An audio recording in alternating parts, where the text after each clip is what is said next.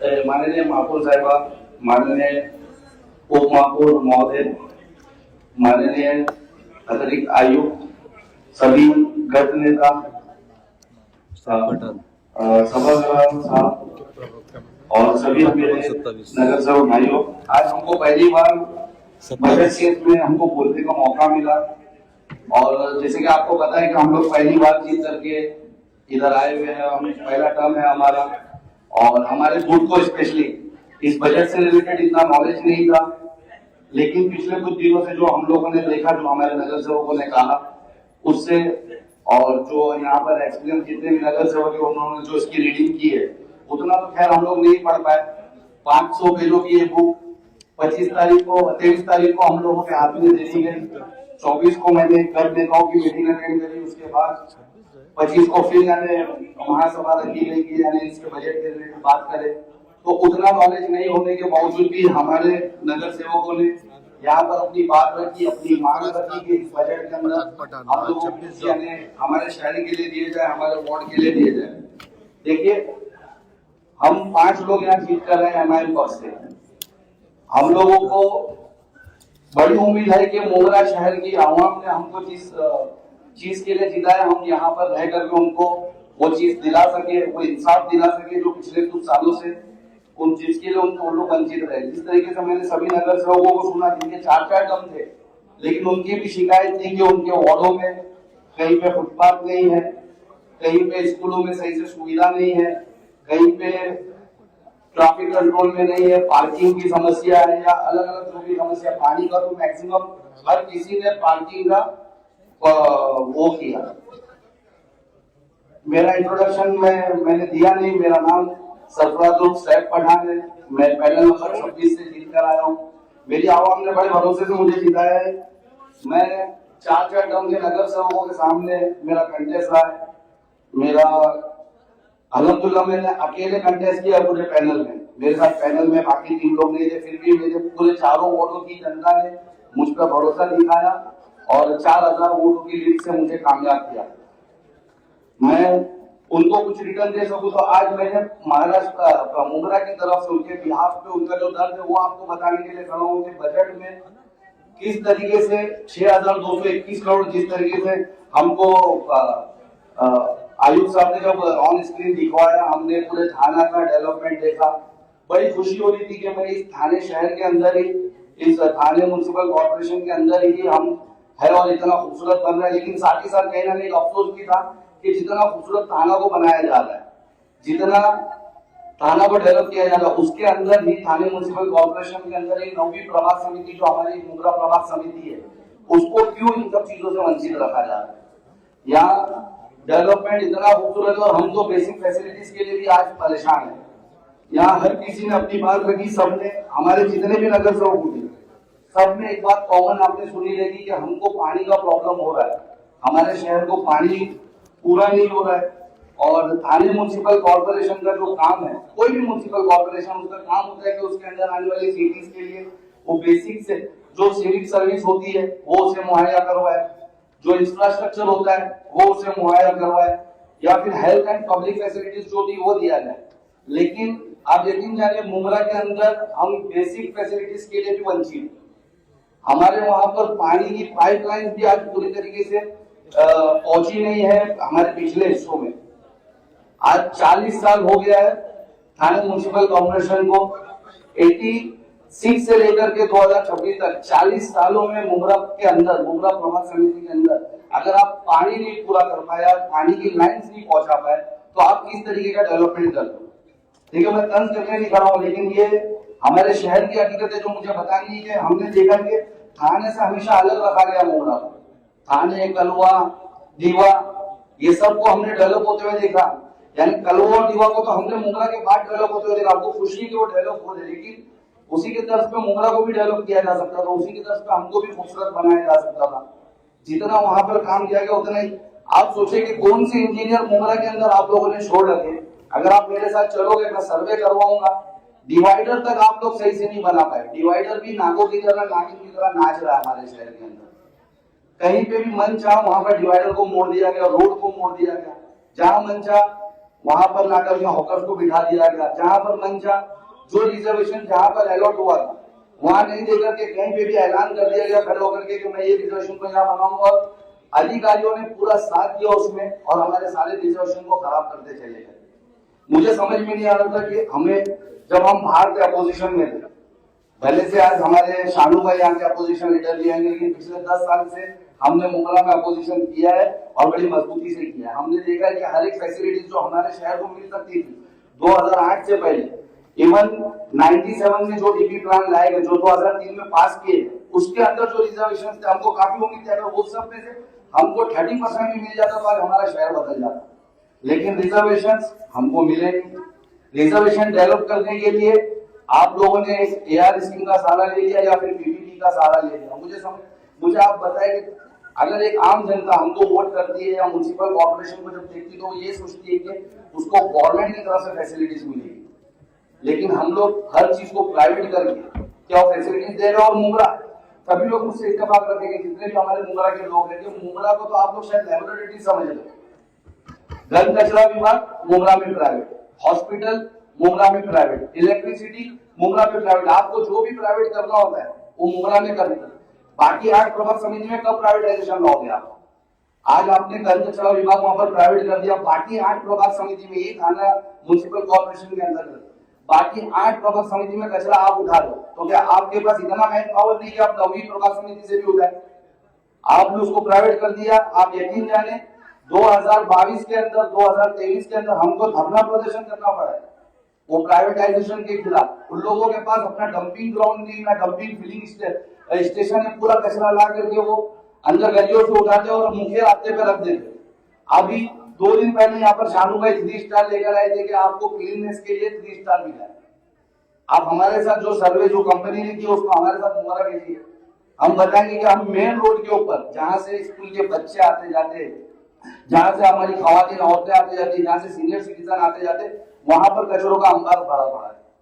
तो ये प्राइवेटाइजेशन का जितना नुकसान है ये हमारे भी क्यों उपयोग किया जा रहा है?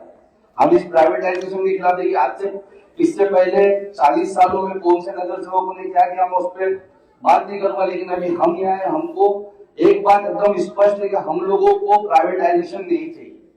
ये जो कचरे का विभाग आपने प्राइवेट किया है, इसका जो अभी इसकी विधि थी जो 15 मार्च 2026 को खत्म हुई, शायद उसको आप लोगों ने एक्सटेंशन दिया, मुझे भी आप लोगों को उस पर भी विरोध है कि अगर ये कचरा विभाग क्रिस्टल कंपनी को वापस एक्सटेंड किया गया तो हम जनवरी के महीने में चुन किया है, क्यों नहीं आप लोगों ने नगर सेवकों की राय ली, क्यों नहीं उसका ठहराव यहाँ पर लाया गया, क्यों नहीं हम लोगों से राय पूछी गई? यहाँ पर मुझे नहीं लगता कि मुंगरा का कोई भी नगर सेवक था क्रिस्टल कंपनी के वापस हक में कि उसको वापस से कचरा विभाग दिया जाए, कोई भी हक में नहीं, लेकिन हमसे पूछा ही नहीं गया, क्योंकि आपको पूछना ही नहीं, आप लोगों को अपने मन से हम लोगों को दे देना है। यहाँ पर मर्जी आप भी नहीं हो, आपके वाली चलेगा अपोजिशन लीडर, हमको नहीं चाहिए, फिर भी आप लोगों ने एक्शन किया तो हम इसका विरोध करते हो। हम चाहते कि इस बजट के अंदर ये प्राइवेटाइजेशन जो कचरे विभाग का इसको कैंसिल किया जाए, आप लोग वहां पर मैन पावर रिक्रूट करें। जिस तरीके से आप लोग 2014 से पहले मुंगरा का कचरा उठाते थे तभी हमको तकलीफ नहीं होती थी, आप उस तरीके से कचरा उठाए, क्योंकि अभी तो हमारे पास थाने मनपा के पास खुद का डंपिंग वो आ गया हथकोली के अंदर। अब आपको किसकी जरूरत है प्राइवेटाइजेशन के लिए? आपको उससे भी रेवेन्यू जनरेट करने मिलेगा, जो रेवेन्यू के लिए आप परेशान है, कचरे का जो भी आप लोग उसके मशीन बड़े बड़े बिठा रहे वो सॉलिड जो उसको करके लेगा वो करके लोगे आप उसको हटाए, हमको कॉन्ट्रैक्ट नहीं चाहिए। देखिए पानी, सभी मेरे नगर सेवकों ने सबने पानी के ऊपर कहा, मैं आपको पानी की हकीकत बताता हूँ। वाटर ये सबसे ज्यादा बेसिक नीड्स है, अगर म्युनिसिपल कॉर्पोरेशन हमको वही नहीं दे पा रहे तो हम बाकी उम्मीद आपसे रखेंगे। आप खुद थाना के अंदर 590 एमएलडी पानी आप लोगों को आता है, उसमें से आप 74 एमएलडी पानी हम लोगों को देते हैं। ये कौन सी गाइडलाइंस या कौन से सेंसस को फॉलो करके हमको पानी दिया जा रहा है?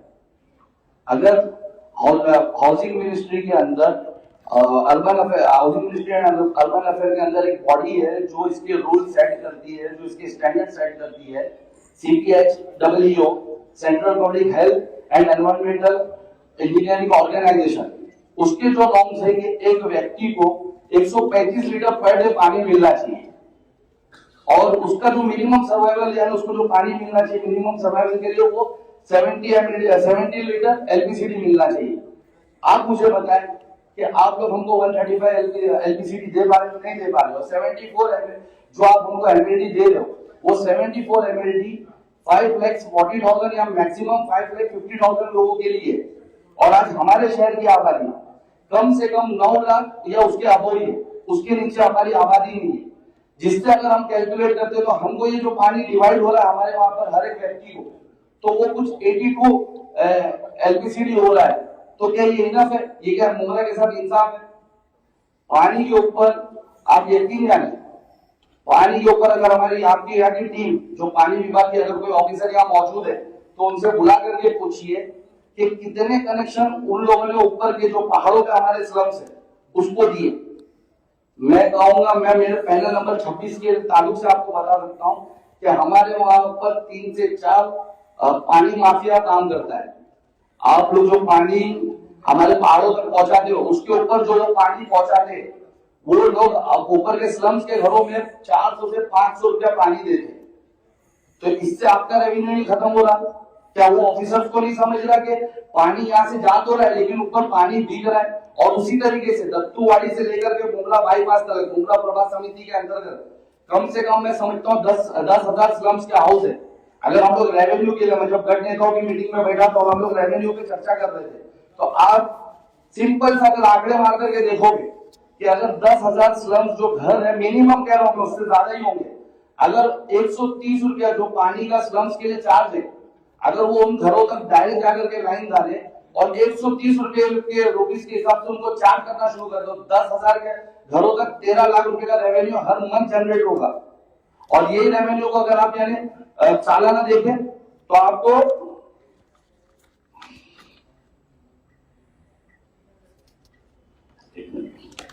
13 लाख रुपए जो रेवेन्यू जनरेट होगा वो किसके काम है?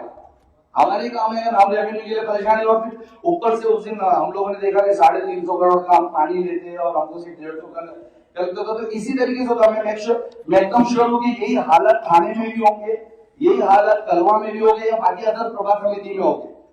मैं उस दिन गठ नेताओं की मीटिंग में बैठा था, मुझे एक चीज कॉमन सुनने मिल रही थी, हर चीज पे प्राइवेटाइजेशन।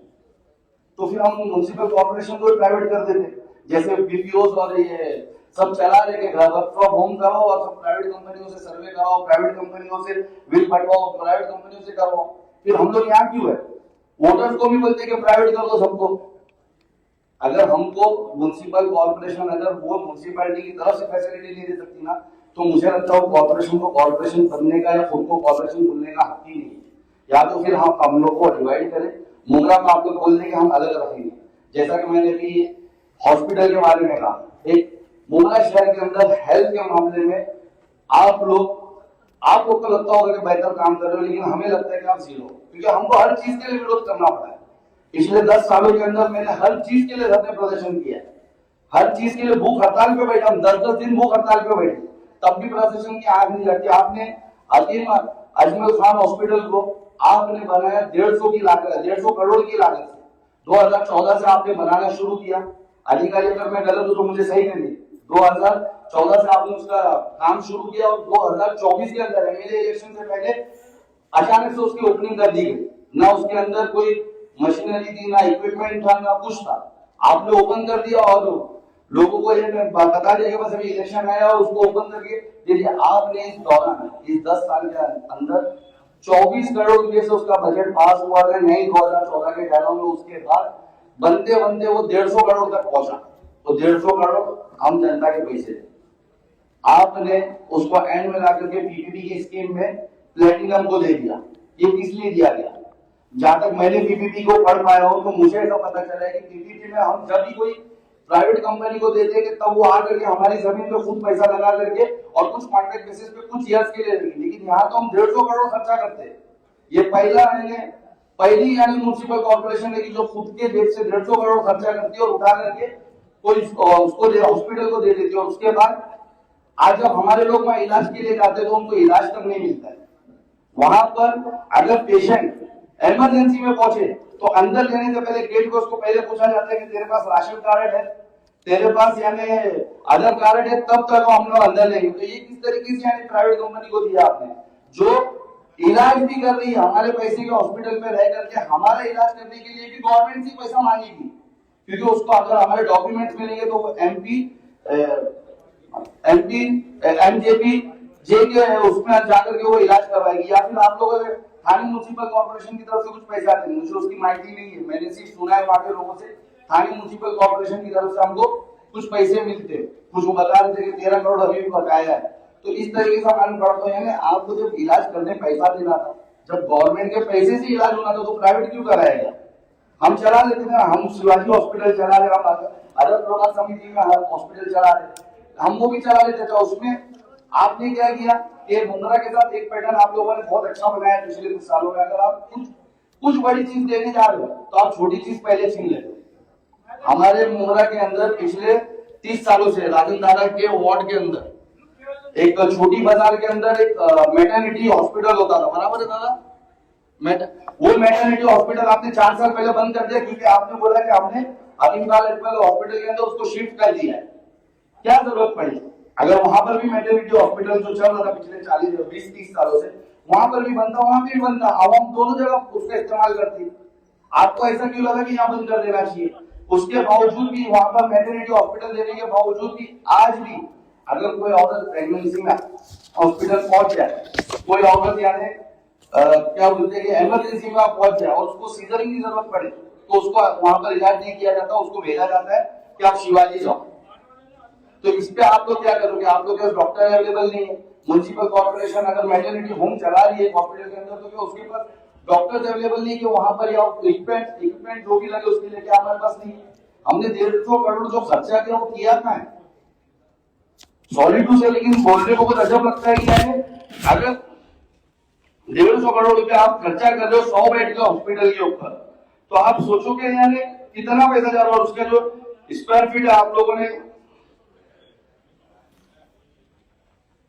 जो उसका जो हॉस्पिटल का जो है जो भी स्ट्रक्चर है, वो देख करके लगता है कि वो 20 करोड़ के ऊपर लागत में बन जाना चाहिए था।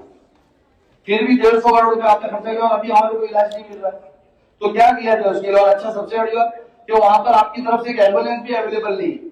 वहां एक पॉलिटिकल पार्टी की एक फोटो लगी हुई एम्बुलेंस खड़ी रहती, जो चलती ही नहीं है वहां से, जो मेन गेट पे खड़ी रहती है। अभी हटाई गई, हम लोगों ने ऑब्जेक्शन लिया जीतने के बाद, देखो मेन गेट पे सिर्फ एडवर्टाइजमेंट के लिए खड़ी रहती थी।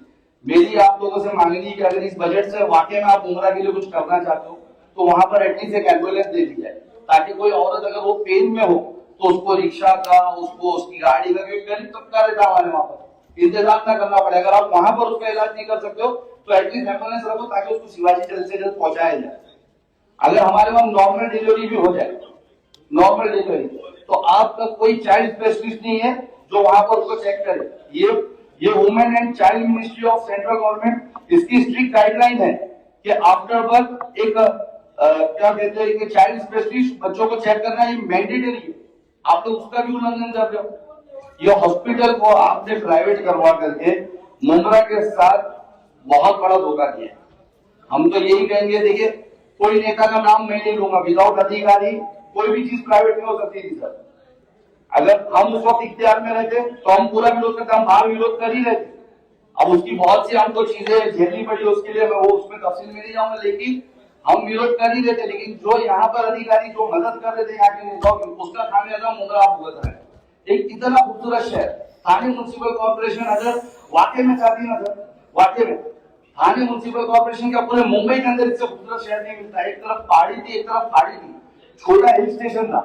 अगर उसको सही से डेवलप करते, उसको खूबसूरत बनाते, तो शायद पूरे मुंबई सिटी के अंदर यानी पूरे थाने सिटी बड़े गर्व से वो हिल स्टेशन, छोटा मिनी हिल स्टेशन बोला जाता। पहले पुराने दौर में हमने सुना है कि वहां पर 70 के दशक में, 80 के दशक में, हमारी पैदाइश से पहले वहां बड़े बड़े हीरो आकर के रुकते थे। वहां नूतन जो एक्ट्रेस उनका बंगला है वो स्पेशल वहां आती थी, वो वहां के मौसम के लिए।